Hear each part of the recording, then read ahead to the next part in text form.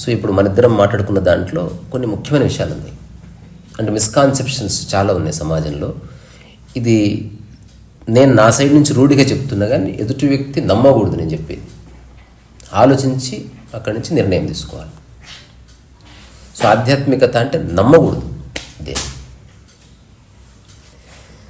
ఒక అంశాలు వాడు నీ close friend, Goldsmith close friend, ఖాస్ దోస్త్, 25 ఏళ్ల పరిచయం. ఇది బంగారం కొనుక్కో అన్న గీకి చూస్తాడా లేదా? చూస్తాడు. నమ్మడు వాడు బంగారాన్ని నమ్ముతున్నాడు, నేను నమ్ముతలేడాడు. ఫ్రెండే కదా అని నువ్వు మెరుస్తుందని కొన్ని తీసుకున్నావు అనుకో, తర్వాత తెలిస్తే ప్రాబ్లం అవుతుంది. అట్లా ఎవరైతే చెప్పింది నమ్ముతున్నారో దీన్ని ఎవరు understand the essence of truth. ఇప్పుడు నేను చెప్పేది కూడా నమ్మకం, నీ మీద రాకి చూసుకో. రాకడం అంటేనే ఆచరణ. ధ్యానము ఏంది అని చాలామంది అడుగుతారు. దానికి రకరకాల పద్ధతులు, పెద్ద పెద్ద ఆశ్రమాలు ఏమైనా ఉన్నాయి, ఉండని. కానీ what is the essence of meditation అంటే నీ శరీరం ఎక్కడుందో నీ మనసు అక్కడే ఉండేటట్టు చేసేది. దానికి ఉపయోగపడే ధ్యాన పద్ధతి. అట్లా ఉంటే కనుక ధ్యాన స్థితి. దీంట్లో ఏమైనా సందేహం ఉందా నీకు ఈ స్టేట్మెంట్లో? సందేహం ఏం లేదు, కానీ అలాగని అండర్స్టాండింగ్ కూడా లేదు కదా. అంటే పర్వాలేదు, ఫస్ట్ అండర్స్టాండ్ వర్బల్ అండర్స్టాండింగ్. నేనేం చెప్తున్నా, నీ శరీరం మనస్సు ఒక చోట లేవు. శరీరం ఇక్కడ ఉంది, మనసు ఎటో తిరుగుతుంది. మనకు చిన్నప్పుడు స్కూల్లో చెప్తారు కదా, బాడీ ప్రజెంట్, మైండ్ యాబ్సెంట్. ఇప్పుడు ధ్యాన పద్ధతి ఎందుకు? ఎక్కడో తిరుగుతున్న మనసుని ఇక్కడ కూర్చోబెట్టడానికి. ఇప్పుడు శ్వాస మీద ధ్యాస. What happens? నీ మనసు వచ్చి శరీరంతో కూర్చుంటుంది అంతే. నీ శ్వాస దగ్గరకు వచ్చి ఆగింది. కుక్కని ఎటో పోతుండే అంటే వస్తుంది, అదొక పద్ధతి. అదర్వైజ్ ఎట్లా తెలుస్తుంది దానికి రావాలని? కొందరు బాల్ వేశారు, కొందరు బిస్కెట్ వేశారు, కొందరు చప్పట్లు కొట్టారు, కొందరు విజిల్ వేశారు, కొందరు కోడ్ లాంగ్వేజ్ మాట్లాడారు. బట్ సంహవ్ కుక్క ఇక్కడికి రావాలి. అట్లా సంహవ్ నీ మనసు నా శరీరం దగ్గరికి రావాలి. ఐ మీన్ నీ మనసు నీ శరీరం దగ్గరికి రావాలి. వచ్చింది, మళ్ళీ పోతే పద్ధతి అవసరం. వచ్చి పోవడం లేదు, ధ్యానస్థితి, మెడిటేటివ్నెస్ ఎస్టాబ్లిష్ అయిందని అర్థం. సో ధ్యాన పద్ధతి ద్వారా మెడిటేటివ్నెస్ అందరూ అనుభవిస్తున్నారు. అది తాత్కాలికం, మళ్ళీ పోతుంది. మళ్ళీ కూర్చోబెట్టాలి, మళ్ళీ పిలవాలి, మళ్ళీ ఏదొచ్చింది అనుష్ఠానమో పద్ధతో, జపమో, తపమో, స్మరణమో, మననమో వచ్చి కూర్చుంటుంది. మళ్ళీ వీడి ఫోకస్ పోగానే కుక్క వెళ్ళిపోయింది. కానీ ఒకరోజు కుక్కను పిలవనే లేదు, అది వచ్చి కూర్చొని ఇక జీవితాన్ని వదిలిపెట్టలేదు. ధ్యాన స్థితి అంటే మెడిటేటివ్నెస్ అత్యంత న్యాచురల్గా ఎస్టాబ్లిష్. మెడిటేటివ్నెస్ అనేది శాశ్వతం. ధ్యాన పద్ధతి ద్వారా వచ్చే మెడిటేటివ్నెస్ అనేది ఫ్రాగ్మెంటరీ. ఇదొక అబ్జర్వేషన్. రెండోది, పరధ్యానం అంటే నీ మైండ్ ఎటో వెళుతుంది. ధ్యానం అంటే నీ మైండ్ ఇట్టే ఉంది, ఇక్కడే ఉంది. సరే, ఇక్కడే ఉండి ఏం బీకాలి? అది అంటే చేస్తున్న పనితో లయం అయితే చాలు. నీతో మాట్లాడుతున్నప్పుడు నా మాటలకు అనుగుణంగా నా మనసు కదులుతుంది. నీకు ఎంత అవసరమో అంత చెప్పేటట్టుగా నా మనసు సహకరిస్తుంది. ఇప్పుడు మనం ఫుట్బాల్ ఆడటం లేదు కదా, ఎంత కదిలితే చాలో అంత కదులుతుంది శరీరం. ఎంత కదిలితే చాలో, ఎంత ఇన్వాల్వ్మెంట్ ఉంటే చాలో మైండ్ అంత ఇన్వాల్వ్ అవుతుంది. ఒకవేళ నీకు ఏదైనా రాసి చెప్తున్నాను అనుకో, ఆ రాస్తున్నప్పుడు ఎంత రాయాలో అంత రాసేలా శరీరం మనసు కలిసి పనిచేస్తుంది. అంటే ఈ మూడు లయమైపోయింది. దీనికి యోగం అని పేరు. సరిగ్గా అర్థం చేసుకున్నవాడు జీవితకాలం ఈ లయం పోదింగా అట్లా కలిసి ఉంటుంది. ఇది ఎటువంటిదంటే వైఫ్ అండ్ హస్బెండ్ మధ్యన ఇంకెప్పుడు గొడవగాలే. ధ్యానస్థితి. గొడవ అవుతుంది, కలుస్తున్నారు, మళ్ళీ గొడవ అవుతుంది, మళ్ళీ కలుస్తున్నారు, ఎవరో మధ్యవర్తి వచ్చాడు, అది ధ్యాన పద్ధతి. ఎప్పుడు మాధ్యమం అవసరం. ఇదొకటి. రెండోది, ధ్యానం అంటే ఇక్కడే, పరధ్యానం అంటే ఎక్కడెక్కడో ఉంది, దానికి తీసుకొస్తున్నామంటే మళ్ళీ పద్ధతి అవసరం. ఇది యూనివర్సల్గా ఎప్పుడు నో చెప్పడానికి వీల్లేని అండర్స్టాండింగ్. అది ఉందా లేదా అన్నది. ఇప్పుడు నేను చెప్తున్నాను నా స్టేట్మెంటు, నా మనసు ఎప్పుడు నాతోనే ఉంటుంది. నీళ్లు వస్తే నాతో పాటు నీళ్లు వస్తుంది, అంట్లు కడిగితే నాతో పాటు అంట్లు కడుగుతుంది, నీతో మాట్లాడుతుంటే నీతో పాటు కూర్చొని వింటుంది, మాట్లాడుతుంది. కొన్ని సందర్భాల్లో ఈ శరీరం ఏ పని చేయనప్పుడు అది కూడా ఏ పని చేయకుండా కూర్చుంటుంది. అది అంత ఆశమాషి కాదు. అది ఎప్పుడు మేనిఫెస్ట్ అవుతుంది?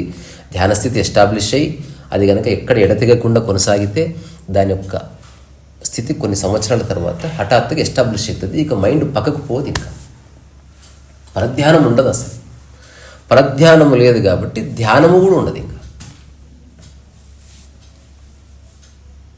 ఇది ఒక అబ్స్ట్రాక్ట్ అండర్స్టాండింగ్. ఎగ్జాంపుల్, వచ్చిపోతూ ఉందనుకో ఆరోగ్యం, అట్లా అనారోగ్యం ఉంటుంది, అట్లా ఆరోగ్యం ఉంటుంది. క్లియర్ కదా? అసలు అనారోగ్యమే రాలేదనుకో, ఆరోగ్యం కూడా లేదు. అది నీ యొక్క స్వభావం అయిపోతుంది. సో ధ్యాన స్థితి మొదట అర్థం చేసుకోవడం, దాన్ని అనుభవించడం, తర్వాత దాన్ని స్వభావంగా మార్చుకోవడంతో నీ ఆధ్యాత్మిక ప్రయాణం ముగుస్తుంది. ఇదొకటి. రెండోది, పరధ్యానం ఉంది, ధ్యానం ఉంది. దాంతో నీకే చిక్కు లేదనుకో, ఏం ప్రాబ్లం లేదు. సమస్య అంతా ఎక్కడొస్తుంది? నా పరధ్యానం వల్ల నాకు నచ్చడం లేదు అన్నప్పుడు ప్రాబ్లం వచ్చింది. ఒకడు ఉంటాడు, గాసిప్ మాట్లాడతాడు, but is not sad about it. ఒకడు గొడవలు పడతాడు, వాడేం బాధపడితే బరాబర్ గొడవ పడదాం, పోదాం, వాడు ఎక్కడైనా కొడదాం అంటాడు. వాడు అంటాడు, ఈ గొడవలేంది, ఈ కథ ఏంది, వాడు అన్వేషిస్తున్నాడు. జీవితాల్లో ఈ సంఘర్షణ అక్కర్లే, ఎరజడక్కర్లే అని వాడు అనుకోవడం వల్ల గొడవలకి అతీతంగా ఇంకేదన్నా పద్ధతి ఉందా, ఆరోగ్యంగా బతికేది, ఆనందంగా బతికింది, వాడు ఎత్తుకులాడతాడు కదా. ఒకడు అట్లా లైఫ్ అంతా గొడవ పడుతూనే చచ్చిపోతాడు. వాడు వాడికి ధ్యానం లేదు, పరధ్యానం లేదు. He's flowing along with it. వాడు మూర్ఖత్వంలో, మూఢతలో అట్లా మరణిస్తాడు. సో నీవు ఎలా జీవించినా నీకు పర్వాలేదనుకుంటే ధ్యానం అక్కర్లే, పరధ్యానం. నువ్వు తాగి రోడ్డు మీద పడ్డా, బరాబర్ పడతా, నీదేంది, నీకు నాలాగా పడతావు నువ్వు అన్నాడు. అట్లాంటి మనం ఇవన్నీ పనికిరావు. సమర్థించుకునేవాడికి ఇవేవి లేవు. ఇంకా అట్లా కాకుండా there must be a way to live a better life. ఈ మనసులో క్లామర్ లేకుండా, పరచింతన లేకుండా, దేనికోసం ఎదురు చూడడం లేకుండా, ఒక దాన్ని ఆశించకుండా, రకరకాల కోరికల్లో వేగిపోకుండా, రకరకాల తపనల్లో తడవకుండా ఉండాలంటే ఏదో అర్థం చేసుకోవాల్సి ఉంది అన్నవాడికి ఈ చర్చ ఉపయోగపడుతుంది. మిగతా వాళ్ళకి అక్కర్లేదు. ఇది పర్సంటేజ్ చాలా తక్కువ. ఇప్పుడు పవన్ కళ్యాణ్ మనం పేరు తీసుకొని అని అన్నాం అనుకో, అందరు చూస్తారు. Everyone likes fighting. ఇప్పుడు బాలకృష్ణ ఇంత పెద్ద హీరోలు ఉన్నారు కదా, జస్ట్ ఇట్లా ఒక 1.5 hour మెడిటేషన్ ఎట్లా చేయాలో చూపిస్తుంటే కూడా చూడ సినిమా. కానీ 1.5 hour కొట్టుకుంటే చూస్తారు. అదంతా పరధ్యానమే కదా, పరచింతన, పరధ్యానం. సో దీనికి ఒకానొక జెన్ ఫార్ములా లాంటి ఫార్ములా ఏంటంటే, ఈదర్ తామరాకు మీద నీటి బిందువులాగైనా ఉండగలిగితే, లేదా అసలు నీటికి అంటుకోకు. ఈ రెండు నీ చేతులు ఉంది. నీ వైఖరిని స్పష్టం చేస్తుంది. ఫస్ట్ ఇది కొంచెం కష్టం. అంటే ఇక్కడే ఉండి చుట్టుపక్కల so much nuisance and nonsense and clamour ఉన్నా నీ మనసుకు తీసుకొని ఒకానొక స్థితి నీలో అబ్బితే, then you are really understood life. ఇది అన్కండిషనల్. అంటే నువ్వు ఎవరికి ఏమి చెప్పట్లే, but you are not getting disturb. రెండోది కండిషనల్. అబ్బా గట్టిగా మాట్లాడితే నాకు దమా ఖరాబ్ అవుతుంది, అందుకని ఏం చేయి, దూరం పో, లేదా చెవులో పత్తి పెట్టుకో, ఫైండ్ ఏ వే. ఇంకా వాళ్ళతో పోరాడకు. చాలామంది మనుషులు చేసే మూర్ఖ పని ఏంటంటే ఎదుటి వ్యక్తిని మార్చే ప్రయత్నం చేస్తారు. అది అయ్యే పని కాదు. ఎగ్జాంపుల్ ఇప్పుడే వచ్చాను. అవదు. So you change. పంచర్ పడితే మన కార్ టైర్ కేసుకోవాలి, కానీ రోడ్ అంతా వేయద్దు. అవదు అట్లా. ఇప్పుడు పంచర్ అయిందని రోడ్డుని తన్నామనుకో, వేస్ట్. అది జస్ట్ నువ్వేం చేయాలో అది నీ హోల్ లక్ష్యం ఏంది, డిస్టర్బ్ అవ్వకుండా నువ్వు చేస్తున్న పనిలో లీనం కావాలి. అయ్యావు కానీ ఈయన వచ్చి పాలిటిక్స్ మాట్లాడుతున్నాడు. చాలామంది ఏం చేస్తారు, మెల్లగా ఇది పక్కన జరుగుతుంది. అయితే ఏమైంది, స్టార్ట్ అయింది. అబ్బా అసలు గంట దొరుకుతుందా నాకు, అరే నువ్వు నా ఇంటికి రాకపో నువ్వు ఫస్ట్ అంటారు. అట్లాంటారు జనాలు, కోపడతారు. తప్పు చేసింది వీడు, ఆయన ఏం చెప్పలే కదా నా మాటలు వినమని. కానీ మైండ్కి ఆ క్లింగ్ అంటే ఎక్కడో నీకు ఇంకా ఆసక్తులు ఉన్నాయి. నీకు ఆసక్తి లేని నీ మైండ్ వినదు అసలు. ఎగ్జాంపుల్, మొరాకోలో ఎన్నికలు జరిగాయి. అక్కడ ప్రతిపక్ష పార్టీ నాయకుడు ఏమన్నాడు తెలుసా? ఎవ్వరైనా అది మొరాకో నాకు అట్లనే ఎవరిదైనా నాకెందుకు అనుకుంటే అయిపోయా. ఇంకొక చిన్న ప్రశ్న గురుగారు. ఇప్పుడు సపోజ్ ఒక ఆయన వేరే యాక్టివిటీలో ఎంగేజ్ అవ్వడం, మీరన్న ధ్యాన స్థితి మనసుని తెచ్చుకుని నీ పనితో పాటు దాన్ని మింగిల్ అవ్వకుండా అంతే. ఇది బాడీ, ఇది మైండ్ వచ్చి కూర్చుంది ఇట్లా. End of the story. మళ్ళీ ఇందులో 2 ఉన్నాయి, తర్వాత చెప్తాం మీకు. చెప్పండి. అయితే సపోజ్ ఒక ఆయన ఒక 2 months 3 months హెల్త్ కారణం ఇంకో కారణం వల్ల పని అన్నిటికీ దూరమై ఉన్నాడు. ఇతను మైండ్ యాక్టివిటీ మీద ఎంగేజ్ అవ్వకపోయినా కూడా మైండ్ ఇతనితోనే ఉంటుందా, కంటిన్యూ అవుతుందా, లేదంటే వెళ్ళిపోతూ ఉంటుందా? 90% వెళ్ళిపోతుంది. వెరీ ఏం కావాలి చెప్పి గట్టి మాట్లాడచ్చు. రైస్ కావాలి, వైట్ రైస్ అయిపోయింది. ఇప్పుడే ఒక 10 నిమిషాలు అంతే, 10 నిమిషాలు తీసుకొస్తాం. సో అదే ఫస్ట్ అదే చెప్పిన. ఏ పని లేకుండా బాడీ కూర్చుంది, ఏ పని లేకుండా మైండ్ కూర్చోవడం మైండ్ యొక్క స్వభావానికే విరుద్ధం. మైండ్ అంటేనే చంచలము, నిరంతరము కదిలేది, పనికిరాని దాన్ని పట్టుకునేది, రోడ్డున పోయే బోడిదని రాసుకునేది, ఇదంతా మైండ్ పని.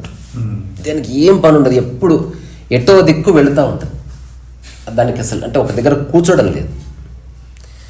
కానీ మనిషి మైండ్ యొక్క స్వరూపాన్ని తెలుసుకొని తానేమిటో, నేనెవరో తెలిసిపోయింది. జెన్లో ఒక స్టేట్మెంట్ చెప్తారు, I have seen my real face అంటారు. అంటే నా యొక్క మూల స్థితి నాకు దొరికింది, తద్వారా నాకు దేని మీద ఆసక్తి లేదు అని తెలుసుకున్న రోజు మైండ్కి ఎక్కడికి వెళ్ళదు. విషయాల మీద ఆసక్తి తగ్గినా కూడా అంతే.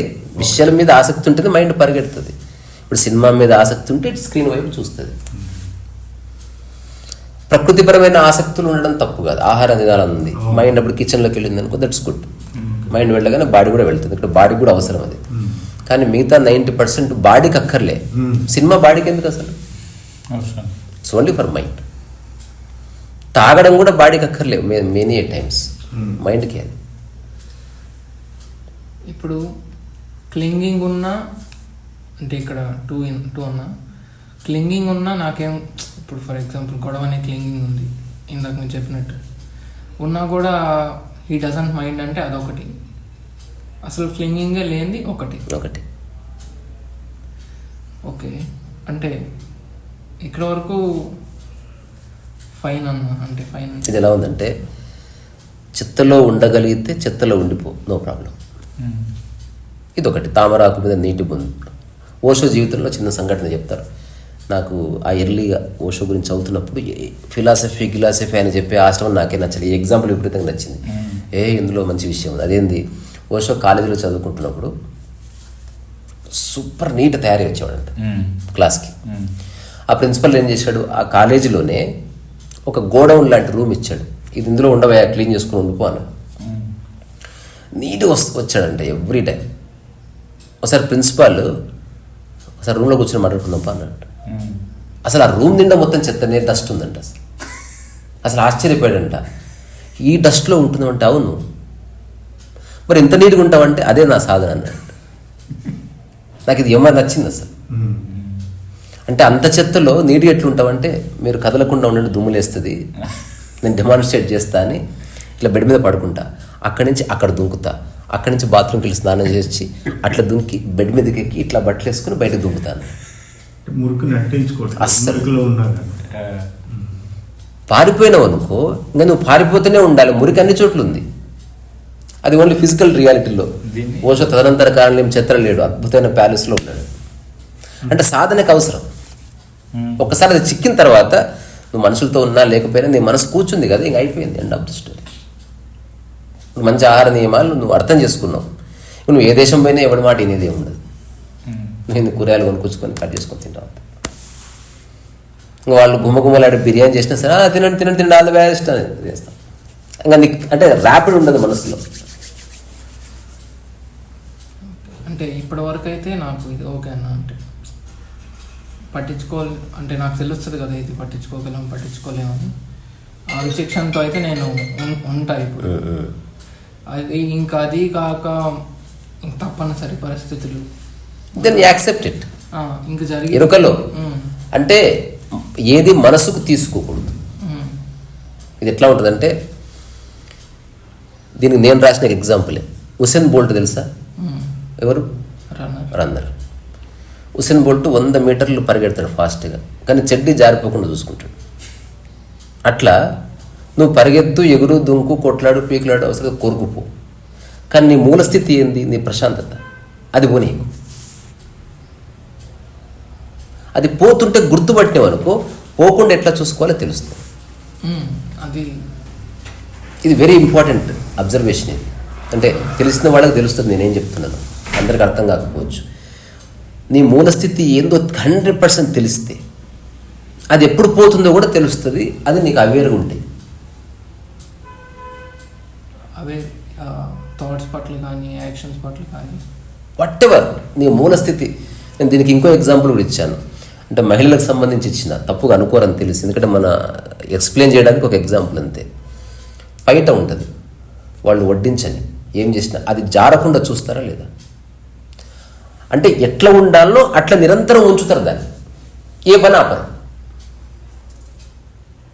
అట్లా మనసు నిలబడుతుంది. అంటే మనసులో నీ నీ యొక్క మనసు యొక్క మూల ప్రవృత్తి నీ ప్రశాంతత, నీ హాయి, నీ ఎరుక, నీ ఆనందం, నీ క్రియేటివిటీ. ఇది గొడవ పడ్డమో, నెత్తురు బలగొట్టుకోవడమో, తిట్టుకోవడమో కాదు. ఒకవేళ అరవవలసిన సందర్భం వస్తే, తిట్టవలసింది వస్తే, నీ మూల ప్రవృత్తి చెడకుండా ఎలా తిడతావో తిట్టు, ప్రాక్టీస్ చేయి. ఒక 10వ తెలుస్తుంది. నువ్వు బ్రహ్మాండంగా 1/2 అవర్ ఫైట్ చేసినావు, అరిచినావు, గొడవ పడ్డావు, కానీ ఎక్కడ నీ యొక్క ప్రశాంతత దెబ్బతిందలే. You have only acted upon, but you did not disturb yourself. ఇది హ్యూమన్ సైకలాజికల్ రెల్మ్లో ఒక మిరాకిల్. నేను చెప్తున్నది అంత ఆషమాషి కాదు, కానీ అసాధ్యము కూడా కాదు. ప్రతి ఒక్కరికి ఈ సందర్భాలు వస్తాయి. ఇప్పుడు ఈయనైనా నేనైనా ఎప్పుడన్నా గొడవ పడే సందర్భం రావచ్చు, ఎప్పుడన్నా రావచ్చు. ఇట్లా కార్ తీస్తుంటే ఎవడో మరి ఎమోషనల్ కనెక్ట్ అవుతాం కదా. ఇక్కడ వచ్చింది పాయింట్. ఎమోషన్ లేని స్థితికి రావాలి. Never driven by emotions. Emotion ఉందా, ఇంకేదో అర్థం కావాల్సి ఉంది అని అర్థం. అప్పటికి ఎమోషనల్ అయ్యి మళ్ళీ నార్మల్గా అవ్వడం, అది చెయ్యి, కానీ గుర్తుపెట్టుకో, ఎమోషన్ నీ స్వభావంగానే కాదు అసలు అని తెలుసుకో. ఎమోషన్ అనేది హ్యూమన్ స్వభావం కానే కాదు. సగం అర్థమైన విషయమే ఎమోషన్, సగం అనుభవించిన విషయమే ఎమోషన్. ఏది పరిపూర్ణంగా అనుభవమో దాని పట్ల ఏ ఎమోషన్ ఉండదు. మనకు చెక్ చేసుకోండి ఎవరైనా. ఇప్పుడు నీ కడ్రాయర్ ఉంటుంది, దాని పట్ల ఏమైనా ఎమోషన్ ఉంటుందా నీకు? మరి అవార్డు పట్ల ఎందుకు ఉంటుంది? అది వస్తువే, ఇది వస్తువే కదా. దాని పట్ల అది నీది, అది పరిపూర్ణంగా తెలుసు. దాని యొక్క పుట్టుపూర్వోత్తరాలు, దాని ఎంతవరకు అవసరం, ఎవ్రీథింగ్ యూ నో. అదే చిన్నపిల్లవాడికి బొమ్మ గురించి తెలియదు కదా, బొమ్మ గురించి ఎమోషన్ అవుతాడు. నీకు బొమ్మ గురించి ఇప్పుడు తెలుసు, ఏ ఎమోషన్ ఉండదు చూడు అసలు. You have understood it.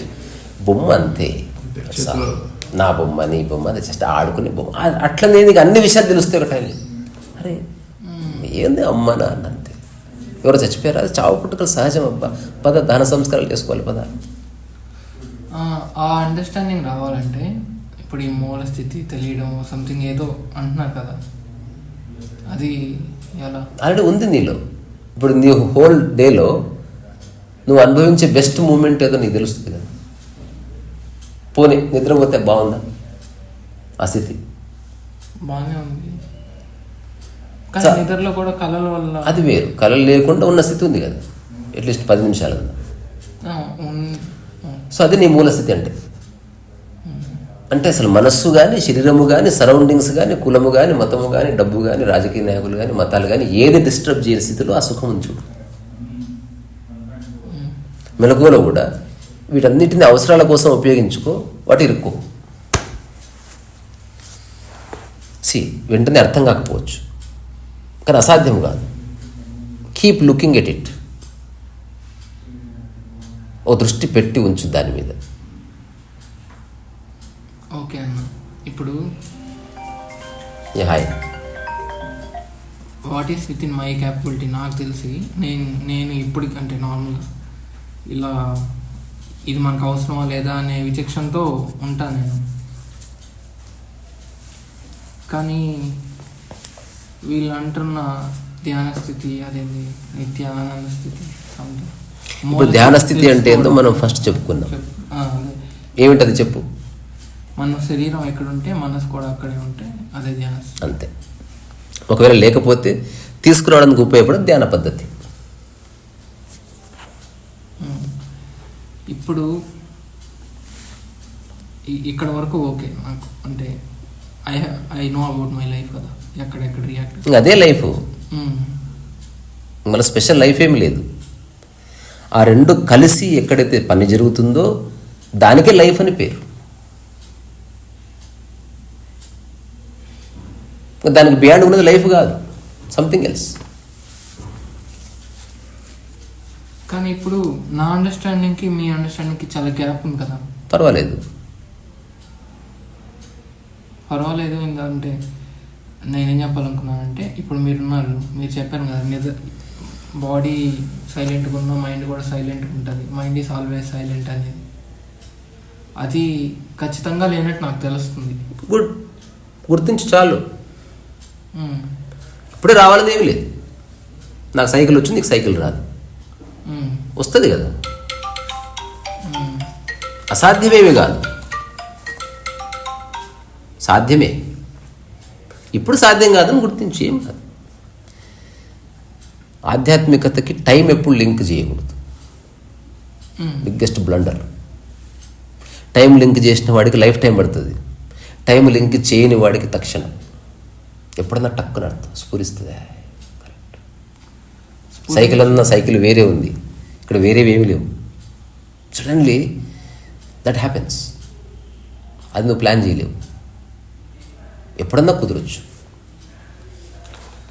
ఈ కరెక్ట్గా ఈ స్ఫురించడం అనేది నాకు 4 సార్లు ర్యాండమ్గా జరిగి కొంత టైం ఉండి వెళ్ళిపోయింది. ఫస్ట్ టైం ఏంటంటే నాకు అర్థమైంది, మనుషుని చూసి అంటే అబ్జర్వర్ అంటే కృష్ణమూర్తి తిన్న ఓడ్డు, కానీ నాకు ఎప్పుడు అర్థం కాదా, పట్టించుకోలేదు నేను. ఆ రోజు నాకు సడన్గా అర్థమైంది, నాలో నింపిన కంటెంటే నేను అని అనుకుంటున్నాను. నేను అవును, కంటెంట్ ఖాళీ చేయడమే అది అర్థమైంది. ఒక వారం రోజులు చాలా ప్రశాంతంగా ఉంది, తర్వాత మళ్ళీ నార్మల్. ఇలాగే ఇంకొక 3 times జరిగింది అనమాట. ఇంకోసారి ఏంటంటే అలాగే నార్మల్గా ఒక రోజు అనిపించింది ఒక ఆలోచనతో లింక్ అవ్వడమే డ్యామేజ్ చేస్తుందని. మళ్ళీ ఒక 1-2 days అసలు మంచి చాలా ప్రశాంతత, అప్పటి వరకు ఎక్స్పీరియన్స్ చేయలేదు. మళ్ళీ 3rd time ఎప్పుడు గుర్తులేదు కానీ అష్టావక్ర గీత చదివాను నేను ఒకసారి. దాంట్లో చెప్పాడు, అంటే లిబరేషన్ అనేది అంటే ఎవ్రీథింగ్ ఈస్ లిబరేషన్ అన్నట్టు ఉంది. కరెక్ట్ లైన్స్ గుర్తులేవు నాకు. అది చదవంగానే ఏమనిపిస్తుంది అంటే దాంట్లో ఇంకోటి కూడా చెప్పారు. దాంట్లో 2 lines చదివాను ఇంపార్టెంట్, అవి నాకు అనిపించాయి. ఏం చెప్తారంటే, నువ్వు బాడీ అనే భ్రమలో ఉన్నావు కాబట్టి నువ్వు మళ్ళీ బాడీ తీసుకుంటున్నావు అన్నాడు. అదొక పాయింట్. అప్పుడు నాకు అర్థమైంది ఏంటంటే, ఓహో ఇన్ని రోజులు మనం ఈ జన్మ మరణ చక్రాలను లేకపోతే మనం ఏదో ఎక్స్పీరియన్స్ కోసం జన్మ తీసుకున్నామను ఇదంతా పడిపోతుంది కదా ఈ లైన్ నుంచి అనిపించింది. అప్పుడు నేను కొంచెం ఆ ఫ్రీనెస్ ఫీల్ అయ్యా. మళ్ళీ ఇంకొకటి ఏంటంటే, అసలు నువ్వు చేసే కర్మలన్నీ ఈ బాడీ మైండ్ కాంప్లెక్స్లో జరిగే డ్రీమ్ లాంటిది, ఏమి నీ మూల స్థితికి అంటవు అనే విధంగా చెప్పారు. అప్పుడు నాకు అది చదివినప్పుడు అసలు ఇక్కడ కర్మ సిద్ధాంతం పడిపోయింది కదా అనిపించింది. కర్మ సిద్ధాంతం లేదు, హాఫ్ బేక్డ్ మైండ్కి ఆ సిద్ధాంతాలన్నీ మూలంలోకి వెళ్తున్న కొద్దీ ఏ సిద్ధాంతం ఉండదు, ఈ కదలిక మాత్రం ఉంటుంది. నాకు ఈ రెండు ఇన్ఫర్మేషన్ చదివినప్పుడు సో ప్రాక్టికల్లీ వీఆర్ ఫ్రీ అనిపించింది. నేను చిన్న ఎగ్జాంపుల్ చెప్తాను నీకు, అని నువ్వు చెప్పిన దానికి లింక్. ఊరికి ప్రశ్న అడుగుతా. బస్సులో మనందరం పోతున్నాం అనుకో రావు గారు, నేను కదులుతాను, నువ్వు కదులుతావు కదా. బస్సు కదులుతుందని గుర్తిస్తుంటే చాలు. So moment of the whole is something else. వ్యక్తిగతంగా అందరం కదులున్నట్టు కనిపిస్తుంది, కానీ బస్సు కదిలినందుకు మనందరం కదులుతున్నాం. అటు ఎగ్జిస్టెన్స్ అనేది ఒక నిరంతర కదలికలో ఉంది. ఇప్పుడు అందులో ఉన్నవాడు క్లెయిమ్ చేసుకోవచ్చు, నీకంటే నేను బాగా కదులుతున్నా చూడని. కానీ రియాలిటీ ఉంది, it's all depend upon the bus. అట్లనే నీ ఆలోచనలు కూడా వేరే ప్రపంచం వల్ల కదులుతున్నాయి. సో అందుకని అష్టావక్ర గీత చెప్పిన రోజుల్లో ప్రపంచానికి సంబంధించిన ఎక్కువ చర్చ లేదు. అది గమనించాల్సిన ముఖ్య విషయం. బుద్ధుడున్న రోజుల్లో ప్రపంచం ఇంత ఎఫెక్టివ్గా లేదు. బుద్ధుడున్న టైంలో ప్రాపంచిక విషయాలు ఏమున్నాయి చెప్పు, నువ్వు పట్టుకొని వేలాడేవి. అధికారం ఉందా, డబ్బు ఉందా, సెల్ ఫోన్లు ఉన్నాయా, కంపెనీలు ఉన్నాయా, షేర్ మార్కెట్ ఉందా, పిజ్జా హట్ ఉందా, సినిమా థియేటర్లు ఉన్నాయా, షాపింగ్ మాల్స్ ఉన్నాయా, విదేశీ ప్రయాణాలు ఉన్నాయా, విమానాలు ఉన్నాయా, బెంచ్ కార్లు ఉన్నాయా? What is it you క్లింగ్ to? Already నువ్వు ఉన్న సొసైటీలో నువ్వు ఉన్న స్థితికి నువ్వు ఒక పని చేసుకొని బతుకుతా ఉంటావు అంతే. అప్పుడున్న సమయంలో ఎన్లైటన్మెంట్ అనేది చిటికే. నిన్ను ఇబ్బంది పెట్టేవే లేనప్పుడు ఉన్న ఒకటో రెండో క్లియర్ చేసుకుంటే అయిపోతుంది. ఇప్పుడు ఎన్ని ఉన్నాయి తెలుసా మనిషిని ఇబ్బంది పెట్టేది? కోట్లు. మరి ఇప్పుడున్న మనిషికి ఉన్న సమస్య అప్పుడు లేదు. అందుకే బుద్ధుడు ఫిలాసఫీ కంటే నిత్యనూతనమైన ఫిలాసఫీ ఇప్పుడు అవసరం. మూలంలో అది ఒకటే, రమణ మహర్షి గారు చెప్పింది ఒకటే, ఓషో చెప్పింది ఒకటే. బట్ కాలాన్ని బట్టి అండర్స్టాండింగ్ కూడా మారాలి. అక్కడే పుట్టింది ప్రపంచం, ప్రకృతి అనే కాంటెక్స్ట్. ప్రపంచం ఒక వస్తువు ఉందా, 50 వస్తువులుందా, 1,00,000 వస్తువులుందా, ప్రపంచం ప్రపంచమే. దాన్ని అవసరాలకు కోసం వాడుకో తప్ప దాంతో నువ్వు ఏ అటాచ్మెంట్ పెట్టుకోకు. ఇది బుద్ధుడి కాలానికి వర్తిస్తుంది, రమణ మహర్షి ఎరాకు వర్తిస్తుంది, మనకు వర్తిస్తుంది, మన తర్వాత వచ్చే జనరేషన్స్కి వర్తిస్తుంది.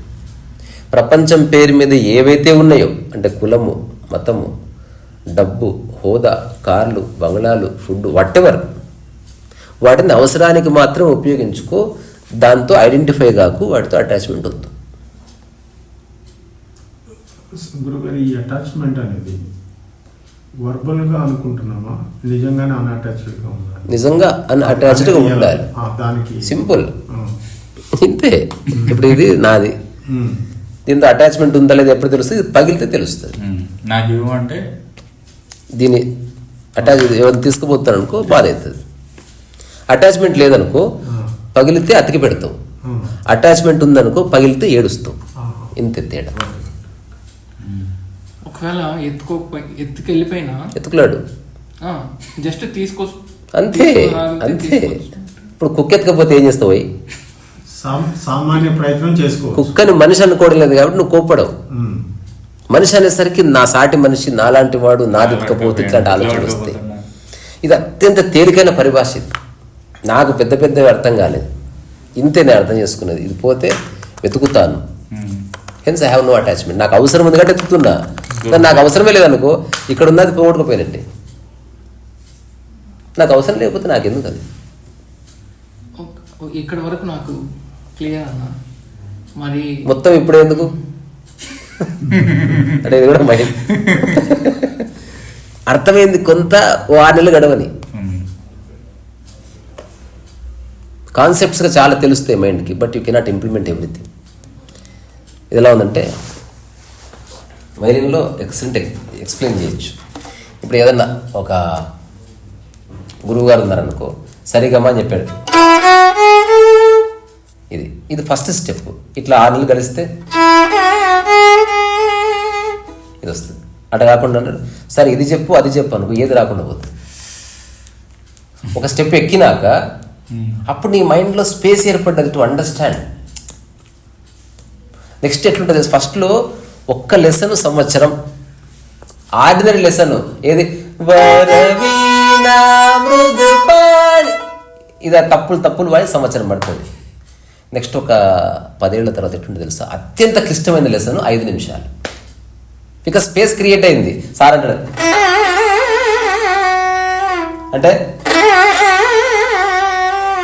అని శిశువు వాయించేసిండు. అసలు ఆ నోట్స్ ఏంది, ఆ కథ ఏంది, ఎట్లా వాయించినావు సరే ఏం లేదు, అర్థమైపోవడం స్టార్ట్ అయింది. అందుకే ఒక్కటి పట్టుకో. కబీర్ చెప్పిండు ఏక్ సాధో సబ్ సధే అన్నాడు. ఒక్కటి పరిపూర్ణంగా అర్థం కాని చలో. ఉదాహరణకి ఒకటి నీవేవైతే నీవనుకుంటున్నావు, మనుషులు కానీ, వస్తువులు కానీ, సిద్ధాంతాలు కానీ, నీ బట్టలు కానీ, నీ కడ్రాయర్ కానీ, అన్నిటినీ ఒక్కసారి చూడు. వీటితో నీకు అవసరం ఉందని గుర్తించు. ఏది త్యాగం చేయొద్దు, సన్యాసం అక్కర్లేదు. ఏదన్నా పోతే అప్పుడు నీ మైండ్ని చూడు, అక్కడ తెలుస్తుంది నీవెవరు. పోనంత వరకు అందరు యోగులే, వాటికి పోతే తెలుస్తుంది. ఇప్పుడు అర్థమైంది అన్న. నాకు వచ్చిన క్వశ్చన్ ఏంటంటే, నా అండర్స్టాండింగ్ నాకుంది, కానీ ఈ పదాలు నాకు తెలుస్తాయి చూడు, నిర్వికల్ప సమాధి, ఇప్పుడు తెలిసింది కదా, bliss.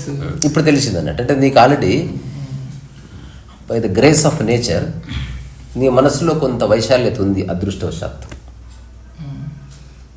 నీ మౌనం స్ట్రాటజిక్ కాదు, నీ మౌనంలో ఒక అర్థం ఉంది, అది అందంగా ఉంది. యాక్చువల్లీ నువ్వు చెప్పమంటే ఒక 3 నిమిషాల గ్యాప్ తీసుకొని చెప్పినావు కదా, అందులో ఏ న్యూసెన్స్ లేదు. It's clean silence. ఏదో చెప్పాలి, ఏదో మాటల గాడిలో పెట్టి ఏదో అడగాలి, అట్లేం లేదు. నా దగ్గరికి అప్పుడప్పుడు కొందరు వచ్చారనుకో, అడగాలి కాబట్టి అడుగుతారు అంతే, దే డోంట్ మీన్ ఎనీథింగ్. నేను కూడా చెప్పాలి కాబట్టి ఏదో చెప్తా, ఐ డోంట్ మీన్ ఎనీథింగ్. అంటే ఇది కూడా, ఇది ఒక ఇన్సిడెంట్ ఏంటంటే, ఇలాగే చేశాను ధ్యానం, కొన్ని రోజులు చేశాను. దాన్ని ఏమంటారు, గంభీరంగా, కరెక్ట్ సీరియస్గా చేశాను. ఆ రోజు అది అంటే మీకు ఫోన్ చేశా ఇది చెప్పడానికి. నార్మల్గా బుక్ తీసుకున్నా, ఔషధ చాలా అనిపించింది. అప్పటి నుంచి నాకు గొమ్మ కూర్చోవాలనిపించింది. నాకు ఇంకేం అసలు మెడిటేషన్ ఇంకొక 2 minutes చివరికి ఒక్క మాట చెప్తా, ఆలోచించుకోండి ఎవరికి వాడు. నిజంగా నీ మనస్సు నీ శరీరం దగ్గర వచ్చి కూర్చుంటే నిజంగా నీ పని ఏందో నీకు తెలుస్తుంది. బోత్ రెండు కలిపి ఏది చేయగలవో అది పరిపూర్ణంగా చేసేస్తాయి. అప్పుడు నీ పనిలో లూజ్ ఎండ్స్ ఉండవు. చూసేవాళ్ళకి అనిపించచ్చు వాడు పెద్ద యోగంట కానీ అంటూ కడుగుతున్నాడు. విషయం అది కాదు, అంట్లని ఎంత బాగా కడుగుతున్నాడు. Is completely there.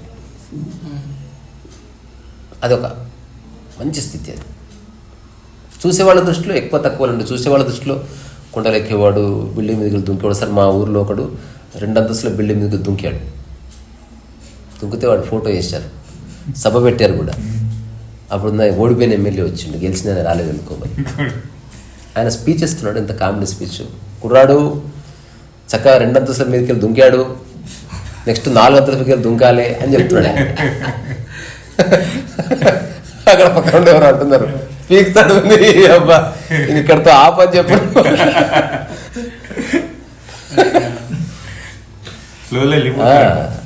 సో వాడికి 1000 రూపాయలు పారితోషికం ఇచ్చారు. దానికి టెంప్ట్ అయ్యి 3 అంతస్తులు ట్రై చేసి కాయలు కొట్టుకున్నాడు.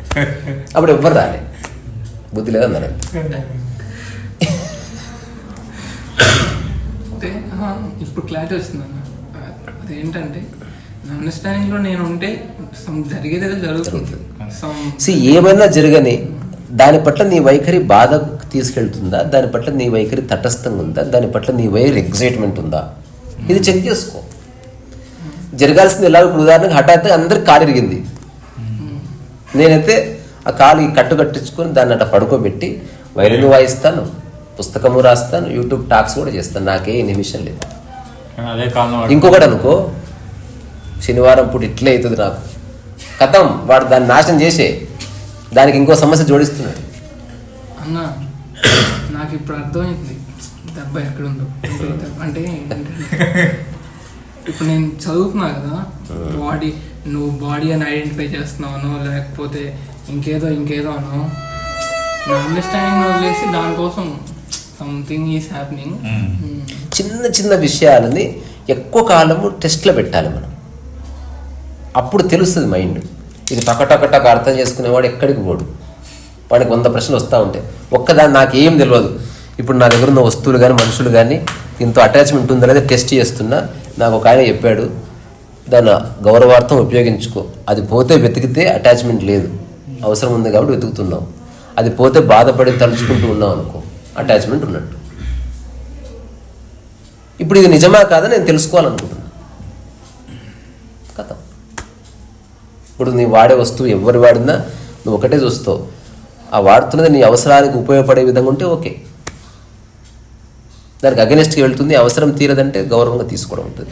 తిట్టుకోవడాలు, అరుచుకోవడాలు, బాధపడ్డాలు, చింతించడాలు ఏముండవు, అసలు జీరో. అట్లా నీ మైండ్ నిలబడితే చూడు, ఇది ఎక్కువ కాలం కొనసాగాలి. ఉంటారు కదా, ఇప్పుడు మొబైల్ మనం వాడుతున్నామంటే కొన్ని వందల మంది టెక్నీషియన్స్ 100 సార్లు కిందేస్తారు, దాన్ని తొక్కుతారు, హీట్లో పెడతారు, దాన్ని గేమ్ తగోలి ఆడతారు, గంటలు ఛార్జింగ్ పెడతారు, ఒకటేసారి 20 యాప్లు ఓపెన్ చేసి ఆడతారు. అయినప్పటికీ అది ఫంక్షన్ అవుతుంది అనుకో, అప్పుడు అది రిలీజ్ చేస్తారు. ఫోన్ పని చేస్తుంది రిలీజ్ చేయాలంటే ఆ తర్వాత 1,00,000 మంది కొన్న తర్వాత ఊరికి అందరూ అయిపోయినాయి అనుకో, కంపెనీ మూత పడుతుంది నానో కార్ లాగా. సో అందుకే ఎట్లయితే ఒక ప్రోడక్ట్ని research and development, tried and tested, pros and cons ఇవన్నీ చూస్తారో, same you are also a product, your mind. దాన్ని టెస్ట్ చేయాలి, చేస్తేనే అది గట్టు మీద పడుతుంది. అప్పుడు సాధికారికంగా చెప్తావు, ఐ హ్యావ్ నో అటాచ్మెంట్స్, కానీ నాకు ప్రస్తుతం వీటితో అవసరాలు ఉన్నాయి, వాటిని గౌరవంగా ఉపయోగించుకుంటున్నాను. అటాచ్మెంట్ ఉన్నవాడు ఇట్లే పట్టుకున్నాడు, అటాచ్మెంట్ లేనివాడు ఇట్లే పట్టుకున్నాడు. చూడడానికి సేమ్ కనిపిస్తారు, కానీ అటాచ్మెంట్ ఉన్నవాడు పట్టుకోవడంలో ఒక సఫరింగ్ ఉంటుంది, పట్టుకోవడంలో క్లింగింగ్ ఉంటుంది, పట్టుకోవడం నాదే అని ఉంటుంది, పట్టుకోవడంలో వేరే వాళ్ళు చూస్తే తట్టుకోలేడు, ఇంకెవరికైనా ఉందని తెలిస్తే వాడు జెలసీ ఫీల్ అవుతాడు, పోతే విలువెళ్ళి ఆడిపోతాడు. ఎవరి నేచర్ అంటే ఫ్రెండ్షిప్ కూడా కోల్పోతాడు వాడు దానికోసం. అటాచ్మెంట్ లేనివాడు పోతే వెతుకుతాడు, అంతే, విరిగిపోతే అతికిస్తాడు, వాడి చిరునవ్వు చెక్కు చెదరదు. సరే అప్పుడప్పుడు కాస్త గంభీరత రావచ్చు, కానీ అందులోనే పడి కొట్టుకుపోవడమే ఉండదు. అట్లా సో చెప్పిన విషయాలు అట్లా మైండ్లో పెట్టుకో, మళ్ళీ మాట్లాడుకుందాం.